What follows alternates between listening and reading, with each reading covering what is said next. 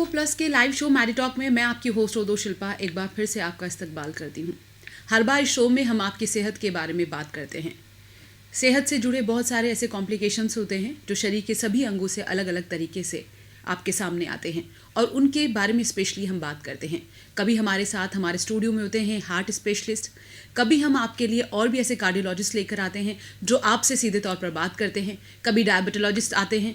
हमारे बीच ऐसे काफ़ी डॉक्टर्स आते हैं जो आपसे सीधे फ़ोन के ज़रिए रूबरू होते हैं और आपकी समस्याओं का समाधान करने की कोशिश करते हैं।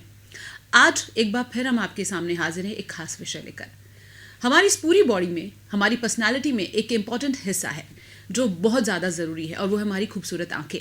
जिन आंखों से हम इस दुनिया को देखते हैं, जिन आंखों से हमारी पूरी पर्सनालिटी परफेक्ट कही जाती है, लेकिन इन आंखों को लेकर जितनी इंपॉर्टेंट चीज़ें कही जाती हैं उतना ही हम ज़्यादा इनको लेकर लापरवाह हैं। इनको लेकर ऐसी बहुत सारी परेशानियां भी हैं जिनको आज आमतौर पर सभी लोग फेस करते हैं। आंखों को लेकर क्या समस्याएं होती हैं, आप किन समस्याओं से जूझ रहे हैं, या ऐसी कौन सी समस्याएं हैं जिनके बारे में आपको बिल्कुल भी ज्ञान नहीं है। आज उन सब के बारे में यहाँ पर बात करने वाले हैं सीधे तौर पर आपसे, वो भी फ़ोन के ज़रिए। एक बार फिर हमारे बीच है डॉक्टर साहिल भंडारी। नमस्कार। नेत्र रोग विशेषज्ञ हैं, आई स्पेशलिस्ट हैं आप। आपके जहन में अगर कोई भी सवाल है आंखों से जुड़ा तो आप कॉल कर इनसे इस समस्या का समाधान ले सकते हैं। आज हम आंखों के बारे में बहुत सारी बातें करने वाले हैं। कुछ ऐसी साधारण सी बीमारियां जिनको अमूमन हम हमेशा फेस करते हैं और कुछ ऐसी जिनके बारे में या तो आपको फिर नॉलेज नहीं है या फिर जिसके बारे में आप जानना चाहते हैं। तो चलिए सवालों का सिलसिला शुरू करते हैं। सर, आपका शो में बहुत बहुत स्वागत है एक बार फिर से। Thank you very much. जैसे मैंने दर्शकों को बोला कि आंखें इतनी इंपॉर्टेंट है, उतना ही हम उनको लेकर कोताही बरतते हैं जी। तो पहले हम साधारण से सवालों के बारे में बात करते हैं, उसके बाद जो आजकल फंगल इन्फेक्शन की बात चल रही है उसके बारे में और आंखों के रेटिना उसके बारे में बात करेंगे। तो सर, साधारण तौर पर क्या समस्याएं हैं जो आंखों के को लेकर आती हैं? देखिए, जो मोस्ट ऑफ द टाइम जो आंखों से रिलेटेड होती है, एक तो सबसे ज़्यादा होती है नज़र से रिलेटेड और एक होती है रूटीन में इन्फेक्शन या एलर्जी। तो नज़र से रिलेटेड जो है यंग एज में बोला जाए तो चश्मे की प्रॉब्लम होती है। जी। दूसरी चीज़ जो है जो ओल्ड एज में बोलते हैं या 50 साल से ऊपर की बीमारी होती है तो उसमें मोतियाबिंद की परेशानी होती है। जी। पर्दे रोग विशेषज्ञ से रिलेटेड अगर हम बात करेंगे पर्दे से रिलेटेड क्या बीमारी है तो खास बीमारी का नाम आता है डायबिटिक रेटिनोपैथी, जो शुगर के पेशेंट्स के लिए होता है। तो ये ग्रॉसली मैंने आपको बताया कि ओवरऑल मोटी मोटी 3 चीज़ें जो कि उम्र के हिसाब से अलग अलग पड़ाव पे लोगों को हो सकती है। और एक बीमारी ये जो नॉर्मली आई फ्लू हम जो बोलते हैं, एलर्जिक बोलते हैं प्रॉब्लम, धूल मिट्टी से एलर्जी वगैरह, ये जनरली हर उम्र में अलग अलग लोगों को अलग अलग प्रकार से इफेक्ट करती है जी। किसी को बहुत ज़्यादा होती है, किसी को हर महीने हो जाती है, किसी को साल में 2-3 बार ही होती है, किसी को साल में 1 बार ही होती है, किसी को कभी कभार सर्दियों में सब कुछ नॉर्मल होता है, गर्मियों में स्टार्ट होते हो जाती है जी। आई फ्लू जो है वो बहुत कॉमन बीमारी है जो कि मोस्ट ऑफ द दर्शकों को ध्यान है कि आँख दुखनी आ गई, आँख लाल हो गई, इन्फेक्टिव बोली जाती है, जो कि वायरस का ही पार्ट है। बट एक ही चीज़ है कि वायरस, क्योंकि कोविड का एरा चल रहा है, कोरोना का टाइम चल रहा है, तो इस कारणवश से लोग थोड़ा सा घबरा जाते हैं। आंखों का कोई भी पार्ट होता है तो हेलो।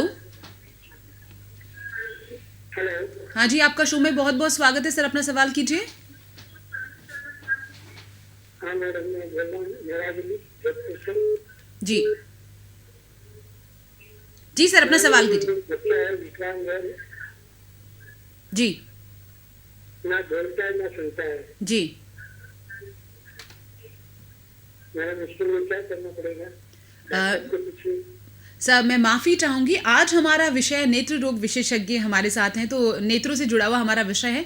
आज इस बारे में हम आपसे बात नहीं कर पाएंगे, इसके लिए बहुत बहुत खेद है। शुक्रिया कॉल करने के लिए सर। जी सर। मेन चीज़ जो हम बताना चाहेंगे जो कि गाँव में बहुत कॉमनली फेमस है, माफ़ी चाहते हैं। Hello hello. जी सर। डायबिटिक रेटिनोपैथी जो डायबिटीज़ वाले मरीजों को होता है, शुगर मधुमेह रोग विशेष। तो एक चीज़ सब पेशेंटों को, मधुमेह जो रोग हो रहा है सबको, एक चीज़ बहुत कॉमनली हम जो बोलते हैं कि आप चाहे कोई बीमारी हो, चाहे कोई परेशानी आंखों में हो, नहीं हो, कोई बात हो, कोई भी बात हो, कुछ भी हो या नहीं भी हो, फिर भी साल में 1 बार अपने पर्दे की जांच अवश्य करें। बस इतना सा ध्यान रखें तो आपकी आंखों की रोशनी बनी रहेगी, लंबे टाइम चली रहेगी और आप सुरक्षित रहेंगे। क्योंकि हर शुगर के पेशेंट को पर्दे की बीमारी होना तय है, निश्चित है। अच्छा। मतलब सबको होगी, बट किसको किस स्टेज पे होगी ये ना तो आपको पता ना डॉक्टर को पता है। मतलब जो डायबिटिक पेशेंट्स बन जाते हैं उनको आंखों की शिकायत सबसे ज्यादा रहती है। आंखों की शिकायत होने की संभावना, गुर्दे की संभावना और हार्ट की प्रॉब्लम और नसों में सुनपन होना, ये 7 चीजें बहुत कॉमनली है।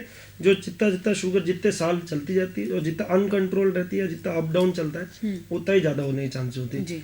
इनमें से दूसरी चीजें तो फिर भी पता पड़ जाती है। मान लीजिए गुर्दा होता है तो इंसान का कुछ ना कुछ प्रॉब्लम होती है। आंखों में ये होता है कि बहुत टाइम तक नजर नॉर्मल रहती है, तो इंसान ये सोचता है कि कोई बीमारी नहीं है। अचानक से वो आता है एक दिन कुछ ना कुछ बीमारी लेके और उसको पता पड़ता है। हम जब देखते हैं, पर्दा देखते हैं, चेकअप करते हैं, तो हम बताते हैं कि वो ऑलमोस्ट 3री या 4थी स्टेज पे आ चुका है। अच्छा। इसके बाद वो है कि एक बीमारी का इलाज होना तो सब संभव है, बट आपको वो रिजल्ट उस पर नहीं आते तो ज़्यादा अच्छा रहता है। अगर वो पेशेंट सालाना एक बार चेकअप करवा ले अपना, मात्र एक बार आंखों का पूरा डिटेल चेकअप करा ले और कुछ नहीं चाहिए, सिर्फ इतना सा, तो आगे उसकी आंखों की रोशनी बचाई जा सकती है, टाइमली इलाज किया जा सकता है। और सर अमूमन हमारे स्टूडियो में जितने भी डॉक्टर्स आते हैं वो हमेशा यही अपील करते हैं कि 1 साल में आप अपना एक बार हेल्थ चेकअप जरूर करवाएं, जरूर कराएं, तो जिसको लेकर हम कोताही बरतते हैं। यस, तो इसी के जैसे कि लोग गाँव में बोलते हैं नैन बिना सैन नहीं, बट फिर भी उसको मानते नहीं। जी हाँ, उसको फॉलो नहीं करते, बोलते तो हैं, बट वो जब बोलते हैं जब उनकी आंखों की रोशनी पूरी जा चुकी होती है, फिर वो आते हैं कि डॉक्टर साहब आप कुछ कर दीजिए। तो अब जब हमारे हाथ में भी कुछ नहीं होता तो उनको संभावना, हमारे लिए भी समझाना बहुत मुश्किल होता है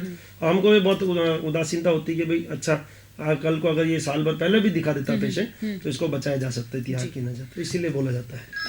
एक और कॉल ले लेते हैं सर। हेलो नमस्कार मैम, आपसे दरख्वास्त है आप अपने टीवी का वॉल्यूम थोड़ा कम कर दीजिए। मैं जोधपुर से सूरता से बोल रही हूँ। मेरे आंखों पे दोनों में लेंस लगाया हुआ है, लेकिन आंखें लाल बहुत रहती है लालने पर, और एक आंख से थोड़ा कम धुंधला दिखाई देता है लेंस लगाने के बावजूद। हाँ जी मैडम, देखिए इससे रिलेटेड 2 चीज़ें बोलूँगा। पहली चीज़ आपने बोली लालपन। देखिए लालपन होना कोई ऐसे घबराने वाली चीज़ नहीं होती है, काफ़ी एलर्जी होती है लोगों को जो कि नहाने के बाद हो जाती है। अगर इसको आपको रेगुलर सिर्फ नहाने के बाद हो रही है तो इसमें आपको एलर्जी का ही पार्ट है। आपको ये ध्यान रखना है कि नहाते समय थोड़ा सा साबुन या पानी वगैरह आँख में नहीं जाए, और अगर मान लीजिए थोड़ा चला जाता है तो उसको हाथों हाथ साफ़ पानी से धो के और थोड़ा बर्फ़ का सेक कर लें। और फिर भी अगर आप मान लीजिए आपको बार बार हो रही है तो फिर एक बार आपको परामर्श लेना पड़ेगा। तो रेगुलर आई चेकअप के साथ साथ हम आपको आई ड्रॉप्स वगैरह रेगुलर प्रिस्क्राइब करी जाएगी, बताई जाएगी, जो कि आप रेगुलर डालेंगे तो ये एलर्जी कंट्रोल में रहेगी। दूसरी चीज़ जो आपने बोली कि भाई थोड़ा कम दिखाई दे रहा है, तो इसके लिए 2 ही चीज़ें मैडम। एक तो आपको कोई शारीरिक बीमारी है, इसके अलावा कोई बीपी शुगर वगैरह कोई और तकलीफ? हाँ, तो आप एक बार चेक कराएंगे। हो सकता है लेंस के पीछे झिल्ली आ जाती है, दाने दाने आ जाते हैं, झिल्ली आ जाती है, तो उसकी मात्र थोड़ी सी लेजर सफाई होती है। मतलब आंख में दाने टाइप। हाँ, वो एक बार आप जब चेकअप कराएंगे तो झिल्ली से होती है, झिल्ली की संभावना रहती है, तो झिल्ली की सफाई होने से नज़र की रोशनी वापस आ जाती है। थैंक यू जी मैडम।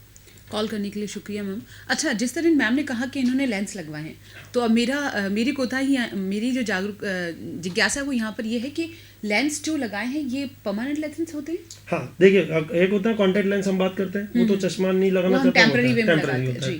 बाकी जो आँख के अंदर जो ऑपरेशन करके लेंस लगाया जाता है टेक्निकली वो होते हैं परमानेंट ही है। मतलब एक बार लगाएंगे लाइफ लॉन्ग रहेगा, जब तक कि कोई और चोट नहीं लग जाए। अच्छा। या आँख किसी कारणवश लेंस खराब हो जाए या किसी कारणवश चोट लग गया, लेंस सरक गया, कुछ हो गया, या आँख की ऐसी कोई कमजोरी हो गई जिस वजह से जिस कारणवश लेंस अपनी जगह से थोड़ा सा सरक जाए या कोई और बात हो जाए, तब हमारे को और दूसरा इलाज करना पड़ सकता है। अदरवाइज तो टेक्निकली 99-95% लोगों के लिए लाइफ लॉन्ग है। लेकिन जैसे सर मैम ने कहा कि नहाते वक्त पानी चला जाता है, तो ये लेंस अगर परमानेंटली लगाए गए हैं तो ये रिस्क तो फिर हमेशा रहेगा पानी का या फिर झिल्ली का? ये बहुत एक मिसअंडरस्टैंडिंग है कि हमारे आँख के अगर बाहर में कोई भी चीज़ होगी तो अंदर चली जाएगी। नहीं, ऐसा नहीं होता। अच्छा। हम कोई पानी के छींटे वीटे मारेंगे। ऑपरेशन के शुरुआती कुछ दिनों तक या कुछ हफ्तों तक हम बोलते हैं कि जब तक घाव नहीं भर रहा है, जैसे कोई चोट लगती है तो हम उससे थोड़े दिन पट्टी करते हैं, फिर घाव भर जाता है, तब आप कितना ही पानी लगाइए अंदर तो नहीं जाना। सेम चीज आंखों में भी। अच्छा। एक बार घाव भर गए तो अंदर पानी नहीं जाएगा आपका, तो इससे निश्चिंत रहे। इसीलिए लोग गर्मी में थोड़ा सा लोगों का, गांव के लोगों का ये माइंड सेट रहता है कि गर्मी में हम ऑपरेशन नहीं करें क्योंकि पसीना आँख में चले जावे। अच्छा। तो आँख में पसीना चलो भी जावे तो भी कोई बात को नहीं। हाँ। आप पहुँच लो, छीटा मार लो, साफ हो जावेला, वो लेंस मारते नहीं जावेला। अच्छा। ये हम लोगों को एक्सप्लेन करते हैं। तो लोग सोचते हैं कि गर्मी में लेंस काम नहीं करेगा। ऑपरेशन तो आपको गर्मी में कराएं, सर्दी में कराएं, 365 दिन रिजल्ट आपको वही देगा जी। ये अच्छा, लेंस लगाने की आवश्यकता कब कब होती है? जैसे हम इनसे पूछ नहीं पाए थे दर्शक से कि इन्होंने लेंस क्यों लगवाए हैं? तो परमानेंट जो लेंसेज उसकी रिक्वायरमेंट कब होती ये है? मोस्ट कॉमनली एक ही इंडिकेशन है, मोतियाबिंद। अच्छा, ठीक है। दूसरी एक चीज होती है जो कि अब यंग एज में होने लगी है, जिनके बहुत हाई नंबर आ जाते हैं, जो कि लेसिक लेजर या क्यू लेसिक जिसे भी आप बोले, फेमटो लेसिक, लेसिक सर्जरी जो नहीं करवा पाते या जो उनके लिए एलिजिबल नहीं होते, उनके लिए एक अलग से कॉन्टैक्ट लेंस की वैरायटी आ गई है जो कि आंख में डाली जा सकती है। अच्छा, वो टेक्निकली वो भी परमानेंट है, बट आगे चल के अगर वो खराब होता है तो उसको बदल के नया लगाया जा सकता अच्छा। है, वो चेंजेबल है। तो यही एक दो वैरायटी है, एक तो मोतियाबिंद हो गया और एक दूसरा अगर आपको चश्मा हटाना है तो लेंस लगवाना होता है। मेरे पास ऐसे साधारण बहुत सारे सवाल है, लेकिन पहले हम उसके बारे में बात कर ले जिससे आजकल जिसका सबसे ज़्यादा विषय बना हुआ है, फंगल इन्फेक्शन, जो कि कोविड से भी जुड़ा हुआ है। तो मैं उसके बारे में थोड़ा जानना चाहती हूँ। हाँ, देखिए, कॉमन भाषा में आजकल सब उसको ब्लैक फंगस बोल रहे हैं, मेडिकल भाषा में हम इसको म्यूकर माइकोसिस बोलते हैं। ये कोई नई बीमारी नहीं है, सबसे पहली बात। अच्छा। ये काफ़ी सालों से होती है, काफ़ी लोगों को हुई भी है, ठीक है, बट इसके परसेंटेज बहुत कम रहते हैं, बहुत रेयरली होती है, बहुत कम देखी जाती है। बट ये बीमारी अभी इसलिए ज़्यादा देखी जा रही है क्योंकि पहली बात तो एक तो कोरोना जो डायबिटीज़ पेशेंट को हो रहा है, उनको कोरोना के इलाज के लिए, कोविड के इलाज के लिए स्टेरॉइड दिए जाते हैं। अच्छा। कोई भी मधुमेह के पेशेंट को जब स्टेरॉइड दिया जाता है या नॉर्मल पेशेंट को भी स्टेरॉइड दिया जाता है, अच्छा। तो थोड़ा सा शुगर के लेवल में बढ़ोतरी होती ही होती है। अब ये क्या हो रहा है, जब भी जैसे शुगर के लेवल में अगर एक लेवल के बाद बहुत ज़्यादा बढ़ोतरी हो जाती है और बॉडी इम्यूनिटी वाइज वीक हो जाती है, तो ये फंगस पकड़ लेता है। जी सर, एक कॉल ले लो। हेलो हेलो, जी सर। तो ये चीज़ है कि ये कोई बीमारी नई नहीं है, बट अब ज़्यादा देखने को इसलिए मिल रही है क्योंकि ज़्यादा लोगों को बीमारी कोरोना की हो रही है, ज़्यादा स्टेरॉइड लग रहे हैं और ज़्यादा डायबिटिक पेशेंट इस चीज़ में पकड़ में आ रहे हैं क्योंकि वो ऑलरेडी ही इम्यूनिटी वीक होती है। इम्यूनिटी एक कॉमन वर्ड बहुत लोग यूज़ करते हैं, उसको हम मानते हैं शरीर की रोग प्रतिरोधक क्षमता। तो रोग प्रतिरोधक क्षमता डायबिटीज़ में या कोई एड्स जैसी बीमारी हो जाए या कोई भी कभी बीमार इंसान कोई भी होता है तो कम हो जाती है। उस चीज़ में अगर कोई भी ऐसी बैक्टीरिया, कीटाणु ऐसे होते हैं कुछ एक, जो कि जब रोग प्रतिरोधक क्षमता कम होती है तब वो शरीर को पकड़ लेते हैं। अच्छा। आपके शरीर में हो सकता है अभी फंगस हो, अच्छा। आपके, मेरे, किसी के भी, हवा में कभी भी हो सकता है, कोई भी फंगस, दूसरा भी हो सकता है, बैक्टीरिया भी हो सकता है, बट वो हमारे शरीर में अभी कोई तरीके का कोई इफेक्ट इसलिए नहीं दे रहा क्योंकि हमारी रोग प्रतिरोधक क्षमता बहुत अच्छी है। जी। तो इसी के लिए, इसके लिए एक ही चीज बहुत एप्टली बोली जाएगी, prevention is better than cure. आप कोरोना को बचाइए, काले फंगस से बचिए, नहीं तो वो पकड़ लेगी तो फिर तो इलाज बहुत लंबा चलेगा और खतरनाक भी रहेगा। अच्छा, अगर जो कोविड पॉजिटिव है और आप कह रहे हो अगर मान भी लिया कि उसे फंगल इन्फेक्शन शुरू हो गया, तो ये डायग्नोज कैसे होता है? मतलब एक पेशेंट ये कैसे डिसाइड करेगा कि मुझे फंगल, क्योंकि हम क्या जब कोविड की बात करते हैं तो सर्दी जुकाम, सांस लेने में तकलीफ, आंखों पे हम गौर नहीं करते और शायद अभी ही न्यूज़पेपर्स में ये आने लगा है कि इस तरह का एक इन्फेक्शन जो है, फंगल इन्फेक्शन, वो बाहर आ रहा है। तो कैसे डायग्नोज करेगा एक जनरल साधारण आदमी? साधारण में मोस्ट कॉमनली एक ही चीज़ है कि आँख के पिछले हिस्से में दर्द या एक आँख के एक हिस्से में, नाक जो एक हिस्से का, एक तरफ का नाक है और एक तरफ का आँख है, इस तरफ थोड़ा सा अजीब सा दर्द, माथे में थोड़ा सा असहनीय दर्द, नाक का एक तरफ का बंद होना, ठीक है, या अगर मान लीजिए नाक में कभी कोई चेकअप होता है तो काला काला धब्बा नजर आएगा अंदर, अच्छा, नाक के अंदर, ये चीजें हैं। कभी कभार मुंह खोले तो हाँ, जैसे कि जबड़े एक तरफ से खराब से हो रहे हैं, सड़ रहे हैं या गल रहे हैं, उस तरीके से होगा, या आंख से डबल डबल दिखने लग जाएगा उसको, या आंख की पलक गिरने लग जाएगी, अचानक से बहुत ज्यादा सूजन हो जाएगी आएगी। एक चीज़ इसमें बताना चाहूँगा, काफ़ी लोग इस चीज़ को लेके इससे भी घबरा रहे हैं कि लोग, ये बहुत सारे लोग ओपीडी में हमारे आते हैं, वो बोलते मेरी आंख लाल हो रही है, क्या ये ब्लैक फंगस तो नहीं है? तो ऐसा नहीं माने, ठीक है। कोई इंसान जनरली जिसको कोई रिस्क फैक्टर बोलते हैं जिसका वो हो, तो वो इस चीज़ पे, जैसे डायबिटीज़ है, शुगर सही नहीं है, स्टेरॉइड ज़्यादा लंबा लिया है, आईसीयू में रहा हुआ है, ऑक्सीजन की ज़्यादा जरूरत पड़ी होगी, वीक है बॉडी, इन लोगों का चांसेस ज़्यादा है। बट ये है पलक का गिरना, थोड़ा सूजन होना, डबल डबल दिखाई देना, या अचानक से नज़र कमज़ोर हो जाना, या आँख के किसी हिस्से में सबसे कॉमनली कि यह चीज़ होगी, कोई भी आसपास के हिस्से में काले छोटे छोटे धब्बे पहले स्टार्ट होंगे, फिर वो अचानक से जल्दी फैलने लगेंगे। अच्छा, वो ज़्यादा कॉमनली होती है। और नाक का एक तरफ का ज़्यादा बंद होना, दूसरी तरफ खुली रहना, इस तरफ बंद रहना, ये कुछ कॉमन सिम्टम्स हैं जो कि शुरुआती हो सकते हैं। इस चीज़ पे बहुत ध्यान रख के फिर इमीडिएटली चेकअप कराना बहुत ज़रूरी है। अच्छा, कोविड-19 की जब बात की जाती है तो N95 मास्क बहुत ज़्यादा मस्ट है, जो कि आपने भी लगा रखा है, और लेकिन ये भी कहा जाता है कि उसके साथ साथ मास्क शील्ड जो आती है आप वो इस्तेमाल कीजिए, आंखों पर चश्मा लगा सकते हैं तो वो लगाइए। तो क्या आंखों से भी कोविड-19 के फैलने का डर रहता है? जी, ये बहुत वेरिएबल चला है। शुरुआत में बोला जाता था कि हाँ, आंसुओं से फैल सकता है, इन्फेक्शन फैल सकता है। फिर धीरे धीरे ये चीज़ एकदम रूल आउट हो गई। और अभी भी रिसेंटली कुछ स्टडीज आई थी, उन्होंने क्लियर बताया था कि आँख के आंसू से इनसे चांसेस नहीं है कोरोना फैलने के, केवल और केवल आके खांसी जुकाम वगैरह छींक वगैरह हो रही है, तो उसी से हाँ वो चीज़ जरूर है, कोई छींक रहा है वही चीज़ आँख में जा रही है, वो चीज़ जो हम ड्रॉपलेट्स जिसे हम बोलते हैं, तो हो सकता है वो वायरस का इन्फेक्शन आँख में हो जाए। बट आँख टू आँख फैलने का अभी तक तो कोई परमानेंट चीज़ नहीं है। रेटिना को लेकर हम विस्तार में थोड़ा सा बात करते हैं। क्या है रेटिना को लेकर, जो कौन से कॉम्प्लिकेशंस आते हैं या फिर क्या सिचुएशन? देखिए रेटिना से बट सिंपल सी पहली चीज एक चीज समझनी सबको ये जरूरी है कि रेटिना क्या है। ये आँख के अंदर नॉर्मली लोगों के अंदर एक ही चीज रहती है कि भाई लेंस लगा दो सब बीमारी ठीक हो जाएगी। जी। सब लोग यही समझते हैं। लोगों को लेंस के अलावा को गाँव में किसी को लेंस के अलावा और कोई चीज समझ में नहीं आती कि भाई लेंस के अलावा और भी कोई बीमारी होती है। तो सबसे पहली चीज ये कि पर्दा एक नई बीमारी होती है। लेंस आगे के हिस्से में लगता है आँख के और पर्दा पीछे के हिस्से में होता है। पर्दे में कई प्रकार की बीमारियां होती है। शरीर में बहुत सारी बीमारियां होती है, जैसे कि कोई हाथ पैर को इफेक्ट करता है, गुर्दे को, हार्ट को, वैसी शरीर की बीमारियां आंखों को भी इफेक्ट कर सकती है। चाहे बीपी हो, चाहे कोलेस्ट्रॉल हो, चाहे शुगर हो, कोई भी चीज़ हो तो वो इफेक्ट कर सकती है। कॉमनली उम्र के हिसाब से है पर्दा कमजोर होता है और पर्दे के सेंट्रल वाले हिस्से में सूजन आ जाती है, खून का धब्बा आ जाता है। अच्छा। या ये हो जाता है, तो वो चीज़ पर्दे की उम्र के हिसाब से बीमारी होती है। वही चीज़ पर्दे की उम्र चलते चलते पर्दे में फटना, पर्दे के अंदर छेद होना, ये सब कमजोरी के हिस्से हैं। अच्छा। ये कॉमनली आपको एज रिलेटेड बीमारी जिसे हम बोलते हैं। और जैसा मैंने डायबिटीज का बताया, सबसे ज्यादा स्ट्रेस उसी पे हम करेंगे, डायबिटिक रेटिनोपैथी, कि डायबिटीज से रिलेटेड आंख के अंदर खून के धब्बे आ जाना, खून की नलियां बन जाना, ये सबसे हानिकारक बीमारी है शुगर वाले पेशेंट को। अच्छा, उनको ज्यादा चांसेस रहते हैं इसके। जी। तो ये कॉमनली बीमारी है। बाकी तो एक चीज क्लियर हमेशा हर कोई माइंड में अगर ये रखे कि हमारे को चाहे बच्चा हो, बूढ़ा हो, औरत हो, आदमी हो, जवान हो, कोई भी हो, साल में एक बार अपना आंखों का डिटेल चेकअप करवा ले तो इतना बहुत है। जी। अच्छा, मेरा एक सवाल और है कि आपने कहा आपकी आंखें सबसे हमारी कीमती चीज़ है। जी। बच्चों से शुरू करते हैं। हाँ। मोबाइल, टीवी या फिर किताबें, जो भी चीज़ें उनके कनेक्शंस में आती है उनका आंखों से बहुत दारोमदार रहता है। तो आजकल इतनी ज़्यादा शिकायतें आती, छोटे छोटे बच्चों को भी हैवी चश्मे लगे हुए हैं, तो इन चीज़ों से कैसे बचा जा सकता है और बच्चों में कैसे डायग्नोस हो कि उनकी आंखों में कोई इस तरह की नीड है कि उन्हें चश्मा लगवाना पड़ेगा? जी, तो एक सबसे कॉमनली चीज़ होती है, बच्चा पास से देखने की कोशिश करता है या दूर की चीज़ों को अवॉइड करता है या बाहर जाना बंद कर देता है, खेलना कूदने में इंटरेस्ट कम रखता है, घर पे बैठा रह के या तो कोई चीज़ नज़दीक देखना चाहता है या मोबाइल वगैरह देखना। एक तो ये चीज़ें।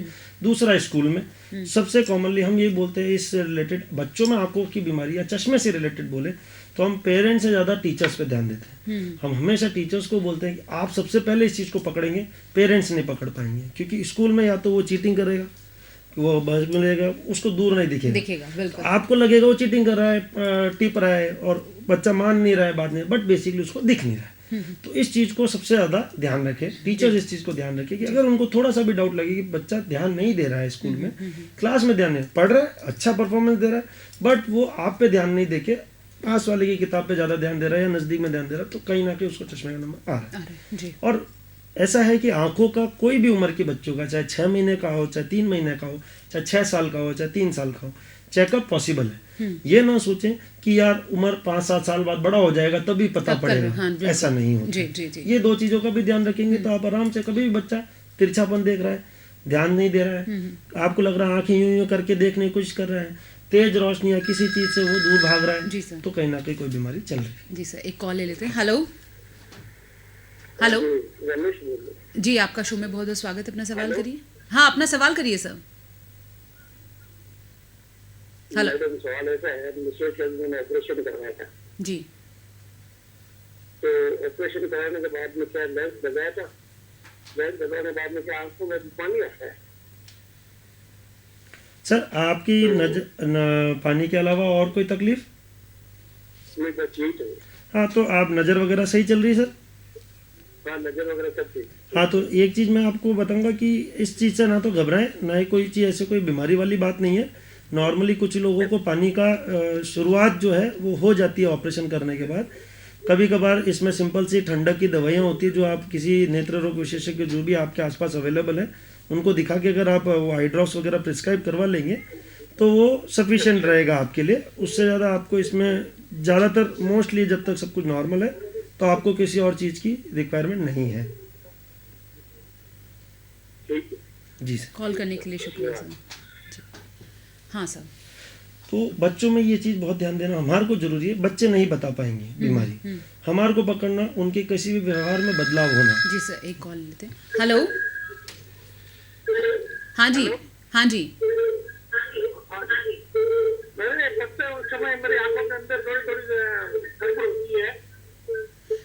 सर आपसे रिक्वेस्ट है, पहले आप टीवी का वॉल्यूम कम कर दीजिए।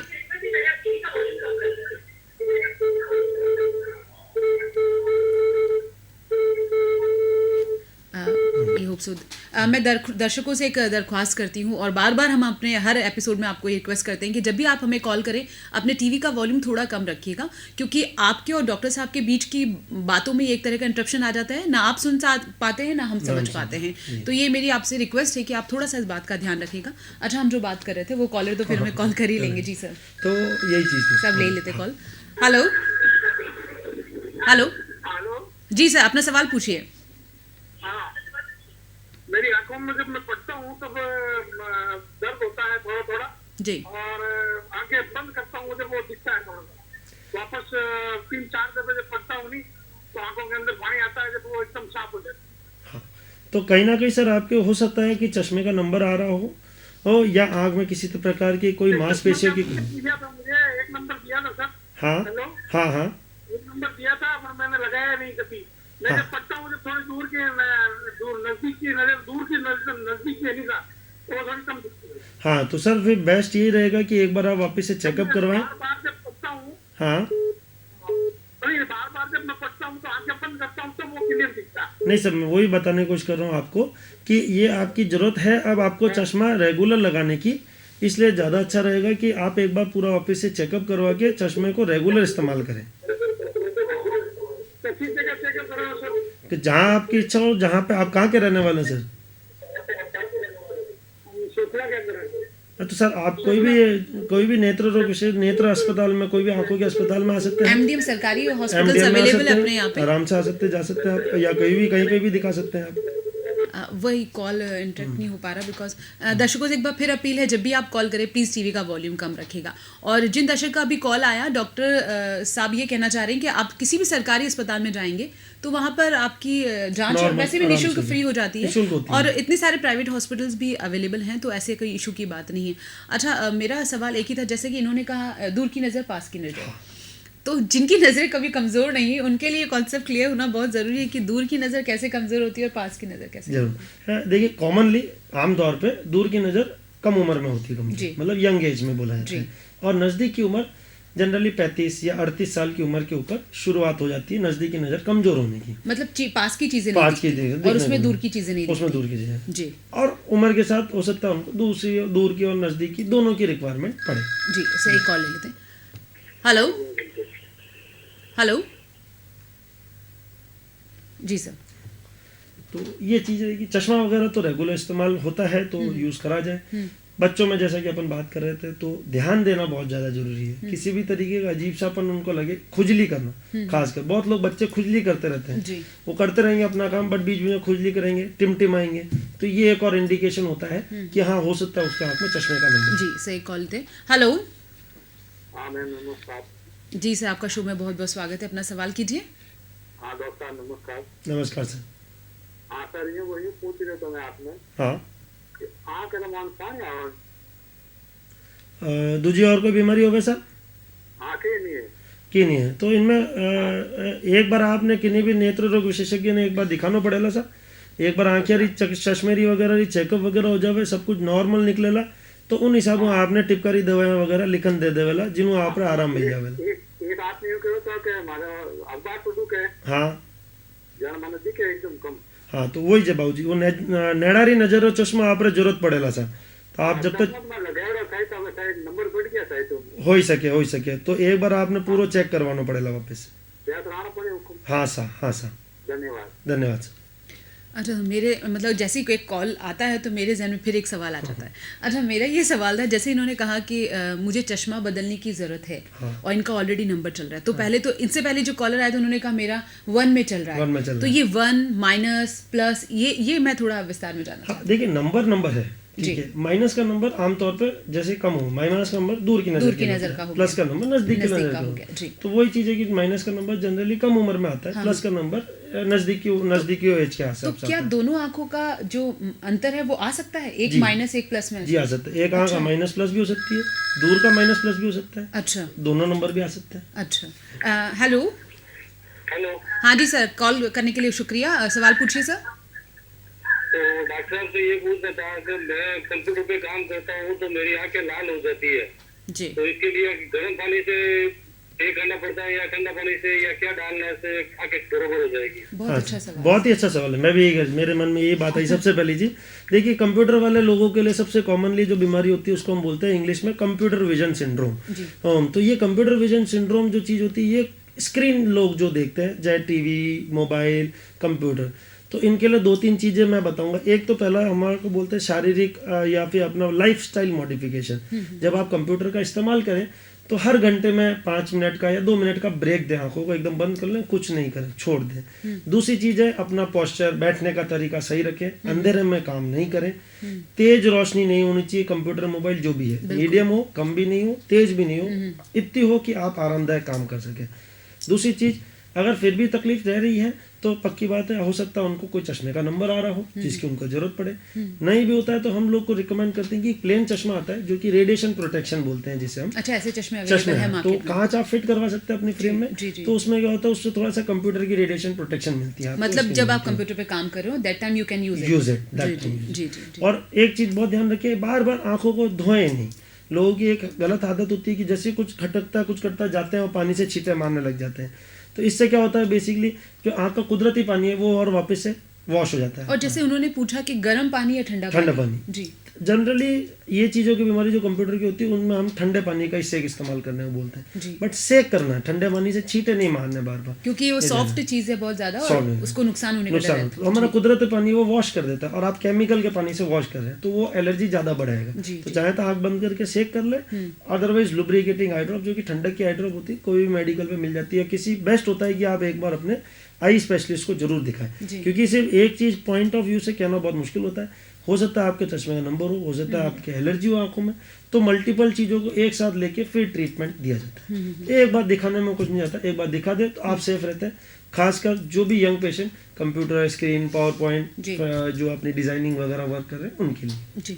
अच्छा, जैसे इन्होंने कहा आंखों में पानी आता है, आंखों में चश्मा लगने वाला है, इसके क्या क्या सिम्टम्स होते हैं? देखिए, ऐसे ज़्यादातर तो क्या होता है, बहुत लोगों को नहीं भी पता पड़ता है, बट मोस्ट कॉमन सिम्टम सिर दुखना और आंखों में दर्द वगैरह या आंखों में अनकंफर्टेबल, सूजन वगैरह बहुत कम चांसेस हो। सूजन तभी होता है जब चश्मा नंबर है, लगा नहीं रहे और आंखों को एक सीमित समय के आगे इस्तेमाल किया जा रहा है। तो जैसे कि आप रात को बहुत लेट तक पढ़ लिया, कंप्यूटर यूज़ कर लिया, अब आप सो रहे हैं, 4-5 घंटे की नींद हो रही है, सुबह उठेंगे तो नीचे सूजन आ जाएगी। ये इसका है कि 2 चीज़ों की वजह से हो सकता है, चश्मा भी हो सकता है बट आँख की थकान भी हो सकती है। जी।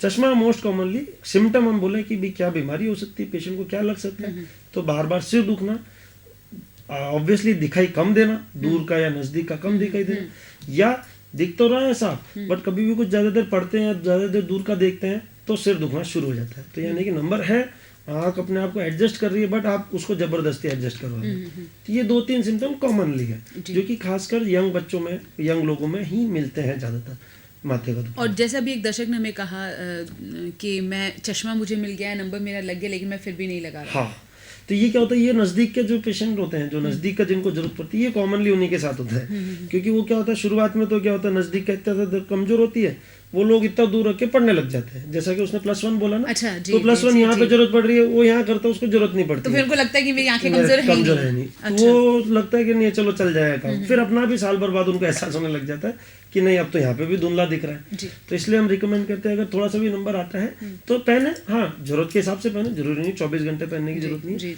नजदीक के नंबर वाले जो लोग होते हैं, जो कि 35-35 के ऊपर की उम्र के लोग, उनको हम यही बोलते हैं कि आप चश्मा बनवा लीजिए अपना, आपको हमेशा 24 घंटे 8 पावर पहनने की जरूरत को नहीं, जब पढ़ना हो या जब होगा तब पहनो। अच्छा, ऐसा भी होता है क्या कि जैसे किसी की नज़र कमजोर हुई और उसे डॉक्टर ने सजेशन दिया कि आप चश्मा लगा लीजिए, और चश्मा लगाने के बाद उनका जो भी प्रॉब्लम था, चाहे वो दूर का था या पास का था, वो खत्म हो जाता है, तो वो चश्मा हट सकता है? Is it possible? Yes, possible है, नो डाउट। कुछ लोगों को रेयरली हमने देखे हैं कि भाई कभी कभार होता है कि भाई जो कम नंबर होते हैं, बहुत हल्के, मतलब आधा नंबर है, पाव नंबर जो शुरुआत हो रहा है, तो कभी कभार वो अपनी हेल्दी डाइट, आई की एक्सरसाइज करते हैं, वो अपना हेल्दी लाइफस्टाइल मेंटेन करते हैं, तो अपना बॉडी में वो चीज़ नंबर कम होके बहुत कम नंबर पे आके रह जाता है, जिसमें उनको जरूरत नहीं पड़ती। पड़ती। बट ये चीज़ तभी होनी चाहिए, तभी उनको मानना चाहिए जब उन्होंने खुद ने चेकअप करवा लिया हो और वाकई में डॉक्टर बोल रहा हो कि नहीं अब आपको चश्मे की जरूरत नहीं है। अपने मन से नहीं माने। लोग क्या करते हैं 5-6 महीने चश्मा इस्तेमाल करके हटा देते हैं, उनको लगता है अब ठीक हो गया मेरी बीमारी, फिर उनको 6 महीने साल भर बाद वापस से प्रॉब्लम होना शुरू हो जाती है और फिर नंबर बढ़ा हुआ मिलता है। तो ये नहीं करें। अगर चश्मा हटाना है, जैसे कि शुगर और बीपी के बारे में हम बोलते हैं कि रोज आपको दवाई लेनी जरूरी है डॉक्टर की सलाह अनुसार, वैसे ही चश्मा इस्तेमाल कर रहे हैं तो डॉक्टर की सलाह अनुसार इस्तेमाल करना है। और अगर डॉक्टर ही बोल रहा है कि नहीं अब आपको जरूरत नहीं चश्मे की, तो ही बंद करें, वरना अपने मन से बंद ना करें। खासकर जो दूर की नजर वाले, जो यंग लोगों के, क्योंकि उनके कहीं ना कहीं दोस्तों का प्रेशर, स्कूल का प्रेशर, दोस्तों के साथ क्या चश्मा पहन लियो, चश्मा लाग गयो, ये चीज थोड़ा सा पीयर प्रेशर जिसे हम बोलते हैं, जिसकी वजह से वो लोग हटा देते हैं। ये चीज नहीं होनी चाहिए। खासकर पेरेंट्स को भी ये ध्यान रखना चाहिए। उनकी सबसे ज्यादा पहली क्वेश्चन होता है कि सर चश्मा हट जाएगा 6 महीना बाद। नहीं, हम कभी ये नहीं होता, हटेगा, बढ़ेगा, कम होगा, ये हमको नहीं पता, क्योंकि ना तो हम ज्योतिष हैं ना ही हम प्रेडिक्ट कर सकते हैं। हम ये बोल सकते हैं कि अभी बीमारी ये है, अभी आप इस्तेमाल करें, 6 महीने में रेगुलर चेकअप करें, ये सबसे जरूरी। अच्छा, आजकल गॉगल्स लगाना या कॉन्टैक्ट लेंसेज लगाना बहुत आम बात है। ये कितना हार्म करता है? क्योंकि अब लोग इस बात को समझ नहीं पाते कि नुकसान पहुंचा रहा है। और आजकल तो आप ऑनलाइन शॉपिंग में देखिए इतने सारे लेंसेज डिफरेंट टाइप के मिलते हैं, तो महिलाएं इसमें बहुत ज्यादा एक्टिव है। तो ये कितना हार्म करता है महिलाओं के? देखिए, अगर कॉन्टैक्ट लेंस ढंग से तरीके से इस्तेमाल किए जाए तो ऐसा तो कोई बहुत ज्यादा नुकसान देगा नहीं। बट हाँ, अगर आपकी आंख में ऑलरेडी एलर्जी है, कोई और ऐसी बीमारी चल रही है जिससे कि कॉन्टैक्ट लेंस लगाने से वो चीज बढ़ रही है, तब फिर एक अलार्मिंग साइन है कि आपको उसको अवॉइड करना चाहिए। कॉमनली यही बीमारी होती है कॉन्टैक्ट लेंस लगाने के टाइम पे कि उससे एलर्जी होने लग जाती है। अच्छा। अगर एलर्जी होने लगती है तो पक्की बात, या तो आपको मटेरियल चेंज करना पड़ेगा या फिर आपको उसको बंद करना पड़ेगा। और दूसरी चीज होती है कि कॉन्टैक्ट लेंस ढंग से केयर नहीं करते हैं। तो अगर उसको उसके पानी से नहीं धोते हैं, जो स्टेराइल वाटर आता है उससे नहीं धोते हैं, किसी भी पानी से धो देते हैं, तो आंख के अंदर घाव, नासू होने के चांसेस बढ़ जाते हैं। तो इसलिए थोड़ा सा ये ध्यान। चश्मे में कोई दिक्कत नहीं होती, कोई पानी से धो लिया, साफ कर लिया, लगा लिया, आंख में सीधा इन्फेक्शन नहीं होगा। इसलिए थोड़ी सी सतर्कता बरतनी बहुत जरूरी है कॉन्टैक्ट लेंस के साथ। एक तो एलर्जी की प्रॉब्लम और दूसरा आंख के अंदर कोई भी छोटा मोटा इन्फेक्शन होने की चांसेस है। अच्छा, जिन्हें चश्मा लगता है, जैसे कि अभी आपने कहा कि दोस्तों में ये बातें हो जाती है कि इन्होंने इसका चश्मा लग गया है, तो एक सेकंड ऑप्शन आता है कि भाई चश्मा हटवा दो, लेंस लगवा दो।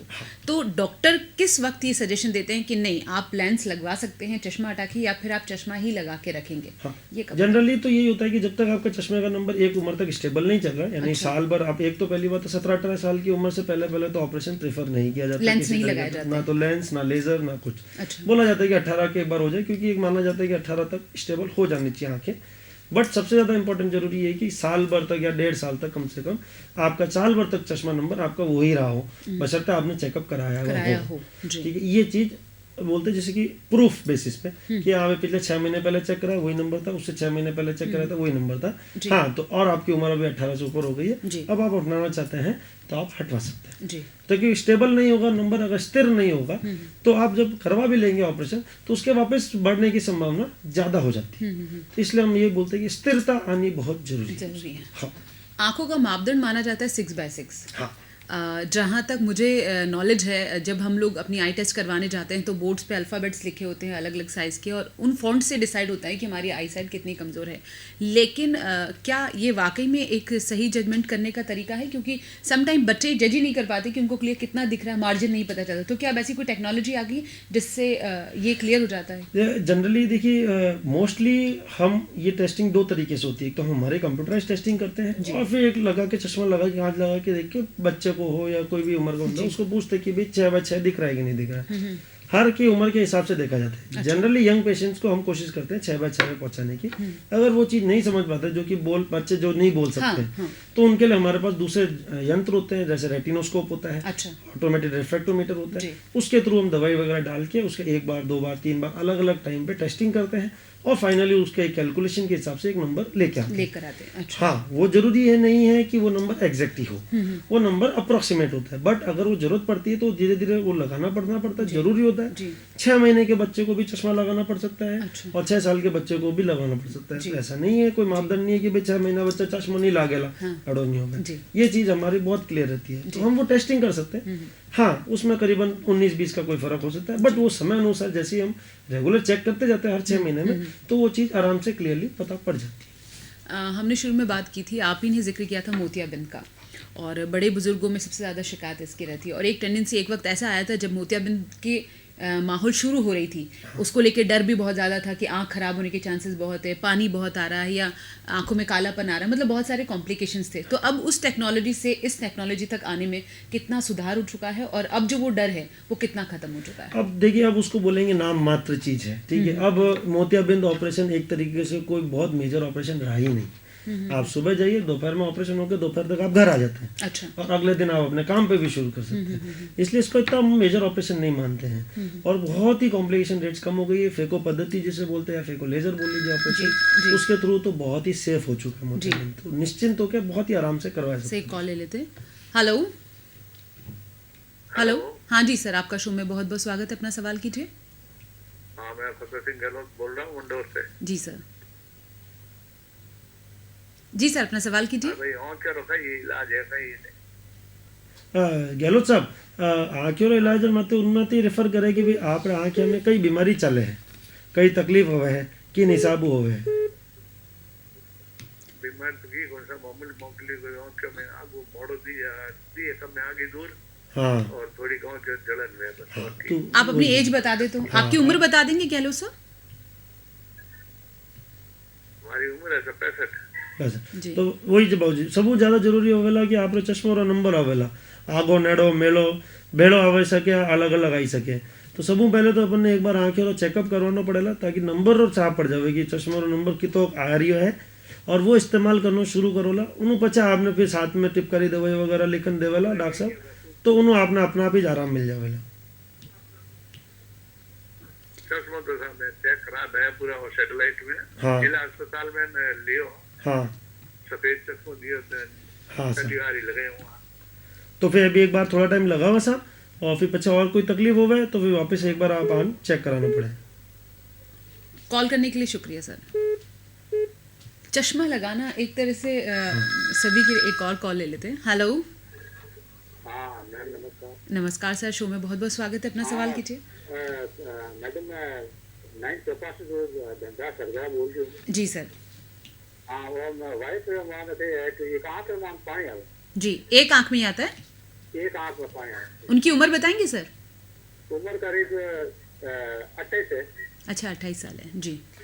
भाऊ जी, 2-3 चीज़ें हो सके सर। एक आँख में जो पानी आ रहा होवे ना, तो एक नली होवे, आँख यारी आंसूरी नली होवे, वो बंद हो जावे ज़्यादातर, ठीक है। तो ये सबू पहली चीज़ यही है कि एक बार वो टेस्ट करना पड़ेगा कि वो नली खुली होड़ी है कि बंद हुई है। अगर वो बंद हुई है तो वो ऑपरेशन में जावे, और अगर वो खुली होड़ी हो तो दवाई वही ठीक हो जावे चीज़ें। बट वो जब तक अपन एक बार दिखावा नहीं तब तक ठा नहीं पड़ेगा। हाँ, कने भी चेक करे लो, आँख यारे डॉक्टर नहीं चेक कराना पड़ेगा। धन्यवाद जी सर, शुक्रिया। सर, एक बात नोटिस करने की है कि हम एक और कॉल लेते हैं। Hello hello. राम राम साहब, हुकुम अपना सवाल करिए। जी ऑपरेशन कराया था मैंने। जी हुकुम। तो डॉक्टर अरविंद चौहान साहब जी MDM में। जी, बताएं। तो सर कोई तकलीफ? आँख निकलवानी पड़ी। पहले लेंस लगाया था, तो लेंस खराब हो गया। जी। मैं जयपुर भी जान आया तो चौहान साहब से इसको तो निकालना पड़ेगा। अच्छा अब वो लेंस निकालने के लिए और पूरी निकालनी पड़ी मारे। अच्छा। तो अब वहाँ से मैंने खाटो कहीं कर लो। भाऊ जी, ये कहना तो बड़ा मुश्किल है हमारे वास्ते भी, क्योंकि वाकई में कोई बीमारी अंदर आँखें में रियोड़ी होगा तभी चौहान साहब ने आप आँखों ऑपरेशन किया है पूरा। जब तक ये पर एक बार आपने तो अपना वापस से एक बार आपने दिखाना ही पड़ेगा, ताकि इनमें जो भी सेट हो सके वो करना पड़ेगा। क्योंकि यूं फोन माते तो हमारे वास्ते भी कहना बहुत मुश्किल है कि बिना कई चेक किए कंडीशन तो हम चल रही कैसे है। देख सकते जी जी जी, ये कहना बहुत मुश्किल है सर। वही मैं बात बता रहा हूँ सर। ये जब तक अपन चेकअप नहीं करा कि आखिरी कई कंडीशन चल रही है तब तक नहीं कह सका। हाँ सर, इनके सवाल से मुझे एक और सवाल याद आया कि हाँ यहाँ वाकई में हमने भी ये सुना है कि आर्टिफिशियल आइज लगती है, जिसको पहले कहा जाता था पत्थर की आँख। पत्थर की आँख जी, ये बहुत पुरानी बातें हैं, लेकिन ये क्या वाकई में आप थोड़ा क्लियर कर दीजिए। देखिए, पत्थर की आँख तो लगाई जाती है अभी भी, बट वो नज़र के लिए नहीं होती। पत्थर मीन्स वही पत्थर होता है? नहीं, वो तो नॉर्मली मोल्ड बना, जैसे कि एक तरीके से मोल्ड है, एक तरीके से बनाया जाता है मोल्ड के केमिकल से रिलेटेड, जैसे कि चूना होता है ना, चूने का कैल्शियम का मोल्ड बन जाता है, उसके ऊपर कलर वगैरह कर दिया जाता है और वो एक तरीके से आर्टिफिशियल आई बन जाती है। अच्छा, तो वो होती है एक तरीके से आर्टिफिशियल आई है, बट वो नजर के लिए नहीं होती है। अच्छा। दूसरी वो चीज, सिर्फ आपकी पर्सनालिटी को एक तरह से आधार देने के आंखें लिए। जैसी दिख जाएगी आपकी, खड्डा जो ये जैसा बोल रहे हैं कि खड्डा है, वो खड्डा नजर नहीं आएगा, आंख नॉर्मल सी लगेगी, बाहर से देखेंगे, और वो थोड़ी हिलती भी है। अच्छा। ऐसा नहीं कि नहीं हिलती, अगर ऑपरेशन करके उसको अच्छे से फिट किया जाता है जी। तो आप आंख हिलाते हैं तो वो हिलती जी। है। इसी के साथ में एक चीज बहुत कॉमनली बताना चाहूंगा, लोग सोचते हैं कि आंख बदलना, पूरी आंख बदल जाती है, जिसे हम बोलते हैं प्रत्यारोपण, पुतली का प्रत्यारोपण। तो एक बहुत कॉमन मिसकंसेप्शन रहता है लोगों में कि पुतली के प्रत्यारोपण में पूरी आंख की आंख बदल के नहीं लगाई जा रही। जी। ऐसा नहीं होता है, केवल आंख के आगे का हिस्सा जो है, जो काला हिस्सा जो होता है वो सफेद हो जाता है या घाव बन जाता है, तो सिर्फ उसको बदला जाता है। तो बहुत लोग ये सोचते हैं कि भाई किन्हीं की नस कमजोर हो जाती है, किसी का पर्दा एकदम कमजोर हो जाता है, तो सोचते हैं आंख बदल के क्या नया हो जाएगा। जी नहीं, ऐसा नहीं होता। वो जो पुतली की बीमारी अगर है तो उसके लिए पुतली का प्रत्यारोपण काम आएगा। अच्छा। पर्दे की बीमारी है तो पर्दे का इलाज काम आएगा। ये जरूरी है कि लोग एक बार चेक जरूर करें, तभी ही इसके बारे में आपको ढंग से कोई जानकारी दे पाएगा। अच्छा, हर बीमारी की छोटी मोटी दवाएं आती है और हर घर में एक डॉक्टर आपको मिलेगा जो ये कहता है कि बाहर वाले डॉक्टर के पास मत जाइए, हम घर पे ही इसका इलाज कर देंगे, ओवर द काउंटर जाके मेडिसिन ले लेते हैं। और आंखें जो इतनी सॉफ्ट चीज़ है और शायद हमारी पूरी बॉडी में बहुत ज़्यादा इंपॉर्टेंट है। हेलो हेलो हेलो, अच्छा रॉन्ग नंबर है कुछ। जी सर, तो इतनी इंपॉर्टेंट चीज़ है और लोग इतना लापरवाह रहते हैं, तो आप दर्शकों को क्या कहना चाहते हैं? मैं सबसे ज़्यादा यही कहना चाहूँगा, देखिए एक कॉमनली चीज़ जो नहीं करनी चाहिए वो होती है, गांव में लोग किसी भी कोई भी गांव में विलेज में लेडीज़ होती हैं जो कि दाना निकालती हैं कपड़े से, सुई से, पिन से, रुई से, आँख से, नाखून से, जीभ से। ये एक सबसे ज़्यादा प्रथा हमने गांव में देखी है जो कई सालों से चली आ रही है, और इससे कई लोगों ने अपनी आंखें पूरी की पूरी गंवा दी है। अच्छी से अच्छी आंख, अच्छे से अच्छे यंग पेशेंटों ने, जवान लोगों ने एकदम पूरी आंख उनकी आज करवाते हैं, अगले दिन ना शुरू होता और तीसरे दिन आंख पूरी जा चुकी होती है। इसलिए कृपया करके आपको अगर कोई तकलीफ होती है तो किसी ना किसी डॉक्टर को दिखाइए, चाहे जनरल डॉक्टर को भी दिखा सकते हैं, आसपास में इमरजेंसी में तो दिखाइए। और आजकल सुविधा बहुत है, आप कभी भी आ सकते हैं। जैसे कि हमारा हॉस्पिटल जैसे पिपाड़ में स्थित है, तो हमारे आसपास 200 गांव है। आज से कुछ साल पहले जब नहीं थी सुविधा तब लोगों को बहुत तकलीफ होती थी, बट अब वहाँ पे स्थित होने की वजह से काफी लोग आते हैं, और हम काफी लोगों को एजुकेट करने की कोशिश करते हैं कि ऐसा ना करें। कभी भी आए किसी भी अस्पताल में, आपको हमेशा कोई ना कोई सुविधा तो मिलेगी ही मिलेगी। तो कभी ना कभी आप प्लीज कृपया करके अपनी आंखों को इस तरीके से नाजुक में ना लें कि अपन कुछ भी जाके कुछ भी स्टार्ट कर दिया और कुछ भी हो गया, तो फिर वो होने के बाद ठीक करना बहुत मुश्किल हो जाता है। होने से पहले हम वाकई में उसको कंट्रोल कर सकते हैं, तो ये ध्यान रखना जरूरी है। दिखाना समय पे जरूरी है, और कोई भी दवाई ना डालें। खासकर एक स्टीरॉइड्स आते हैं, जब हम मेडिसिन से लेके मेडिकल से लेना कोशिश करते हैं तो कॉमनली क्या होता है, एक एंटीबायोटिक विद स्टीरॉइड का कॉम्बिनेशन दे दिया जाता है। स्टीरॉइड की वजह से ही ज्यादातर आंखों में कोई ना कोई और दूसरा इन्फेक्शन हो जाता है। मतलब यही है साधारण सी बात कि आप डॉक्टर को दिखाकर प्रिस्क्रिप्शन लें और उसके बाद ही तभी आप आगे कुछ सलाह लें। जी, कभी भी आप सुविधा तो हर हॉस्पिटल में कहीं ना कहीं मिलती ही मिलती है, चाहे कितनी बजे भी जाए, कभी भी जाए, कोई ना कोई सुविधा तो आपको मिल ही जाएगी। अच्छा, ये तो आधे अधूरे ज्ञान की बात है जो हर घर में देखने को मिलता है। ऐसी छोटी छोटी बातें हैं जो मुझे लगता है दर्शकों को जानना बेहद ज़रूरी है। जैसे टीवी से बच्चों का डिस्टेंस कितना हो, किताबें पढ़ने के लिए आजकल बच्चे लेट कर किताबें पढ़ते हैं, टीवी देखते हैं, अंधेरे में टीवी देखते हैं। ये कुछ बहुत बेसिक छोटी मोटी चीज़, घर में लाइट सिस्टम कैसा होना चाहिए, मैं चाहती हूँ ये भी थोड़ा क्लियर होना चाहिए सर। देखिए, सबसे इम्पोर्टेंट ये चीज़ें हैं, ये काफ़ी जो हम पुराने ज़माने में बोलते थे कि अच्छे से बैठे, आलती पालती मार के बैठे, सीधा बैठे, कमर लगा के बैठे, पीछे सहारा कम लें किसी चीज़ का, आराम से नज़र गर्दन सब चीज़ सीधी हो, ये आज बहुत ज़्यादा ज़रूरी है समझना, क्योंकि यही सबसे ज़्यादा जो पुराना ज्ञान है वो बहुत काम आ रहा है। कोई भी पोस्चर या अपनी शारीरिक स्थिति, जब तक चेयर, कुर्सी, टेबल आराम से सीधा बैठ के पढ़ेंगे करेंगे, चाहे कोई भी चीज़ देख रहे हो, कुछ भी कर रहे हो, अगर शरीर का पोस्चर अपने शरीर की तरह है तो वो आपके लिए लंबे टाइम पे बेनिफिट देगा। आजकल ये बहुत ज़्यादा हो गया, इवन आप पेशेंट नहीं, डॉक्टर खुद इस चीज़ों से बहुत सफ़र कर रहे हैं। तो आज हम जब सर्जरीज करते हैं, लंबे लंबे टाइम सर्जरीज करते हैं, तो कमर झुकी हुई होती है, गर्दन झुकी रहती है, तो समय अनुसार डॉक्टर्स को खुद को बहुत यंग एज में भी उनको कमर दर्द, गर्दन का दर्द, ये सब चीज़ें डॉक्टर्स को होने लग गई। तो ये सब चीज़ें एक पार्ट एंड पार्सल है पोस्चर का। रही बात आप जो कह रहे हैं डिस्टेंस की, डिस्टेंस तो देखिए एक एडिक्वेट, कम से कम आपका ये मान के चलिए 3-4 फीट से ऊपर का डिस्टेंस होना ही चाहिए कोई भी चीज़ से हो। और पोस्चर बहुत जरूरी है। जैसे आप और हम बैठे हुए, स्ट्रेट बैठे हुए, तरीके से बैठे हुए, और लाइट की बात आप करें तो लाइट एडिक्वेट होनी चाहिए। कोई भी चीज़ जब भी आप किताब पढ़ रहे हैं या कोई भी चीज़ पढ़ रहे हैं, तो ऐसा नहीं हो कि फॉक्स लाइट उस पर ही पढ़े तो सीधे आपके आंख में पड़ती, तो वो भी चकाचौंध दिखाती है। डिफ्यूज मतलब एक ट्यूबलाइट या 2 ट्यूबलाइट हो, ये हो, आपकी सामान्य रोशनी हो, ना तो अंधेरा हो ना ही बहुत आंखों पर जोर ना पड़े किसी भी तरीके इस तरीके से। जी।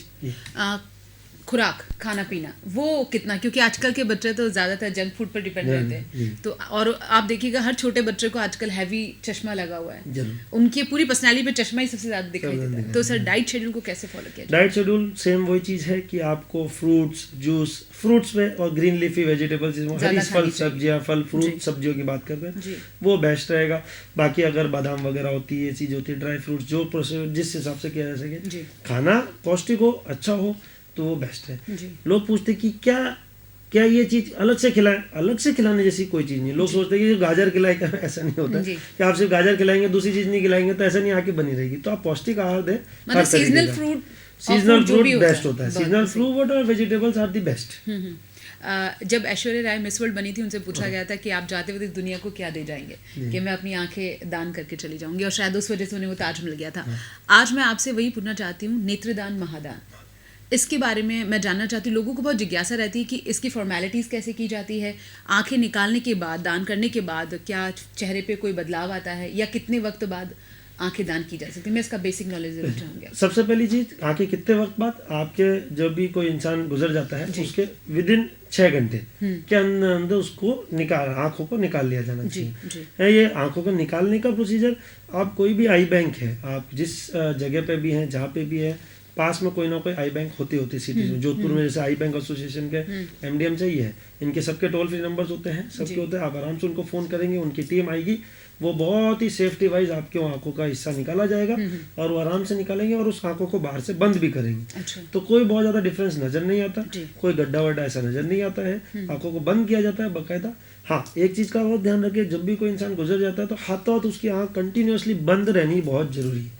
अगर आंखें क्या होता है, क्योंकि मसल खिंच जाती है तो आंख खुली रह जाती है, तो फिर वो पृथ्वी जो हम निकालते भी हैं वो कभी कभार क्वालिटी उसकी खराब हो जाती है। तो जैसे भी कोई इंसान गुजर जाए, हाथों उनकी आंखें जब बंद रहे, यही इसीलिए प्रथा है बहुत सालों की, जब भी कोई गुजरता है उसकी आंखें बंद इसलिए, तो वो चीज़ फॉलो की जानी। जी, सही कॉल ले लेते हैं। हेलो। हाँ जी, आपका शो में बहुत बहुत स्वागत है मैम, अपना सवाल कीजिए। मेरे आंखें में काला पानी आ रहा है मैडम। अच्छा, आपकी उम्र बताएंगे? हैं? आपकी उम्र? उम्र मेरी 55। अच्छा, और आपकी दोनों आंखों में पानी आ रहा है?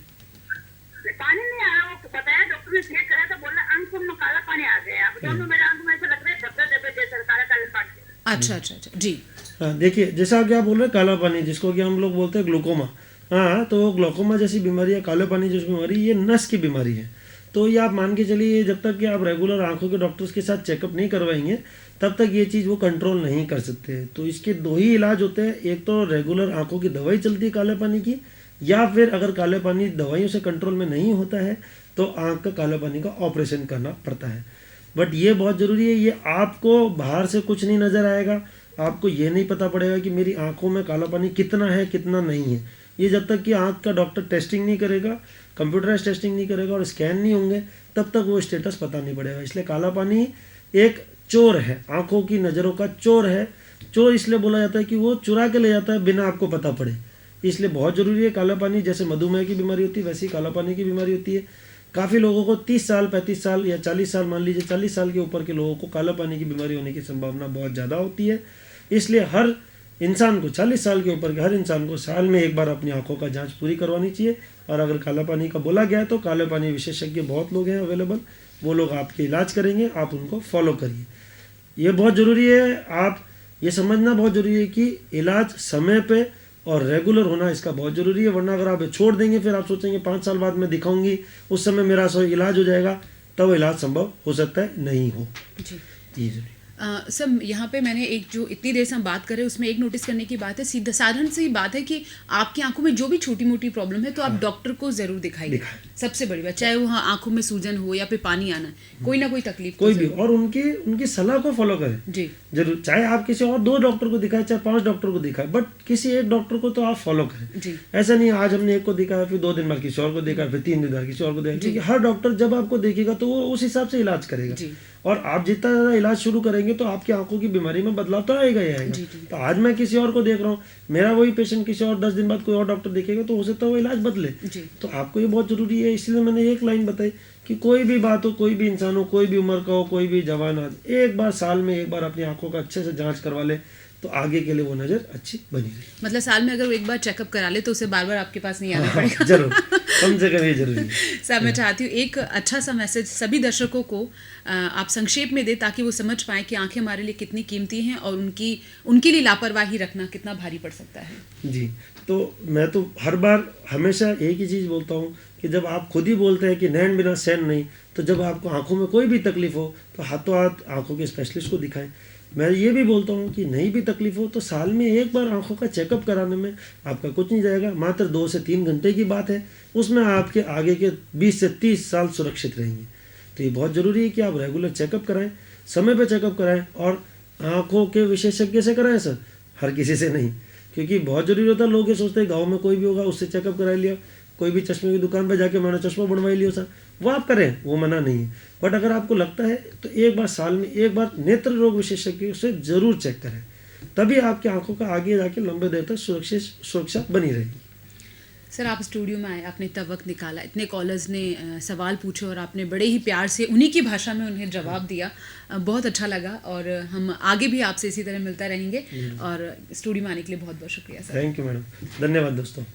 आज हमारे साथ डॉक्टर साहब थे, आप आई स्पेशलिस्ट थे। उन्होंने आपके जहन में जितने भी सवाल थे या फिर जिन समस्याओं को आप फेस कर रहे हैं उनका बड़ा ही बेहतर ढंग से आपको जवाब दिया।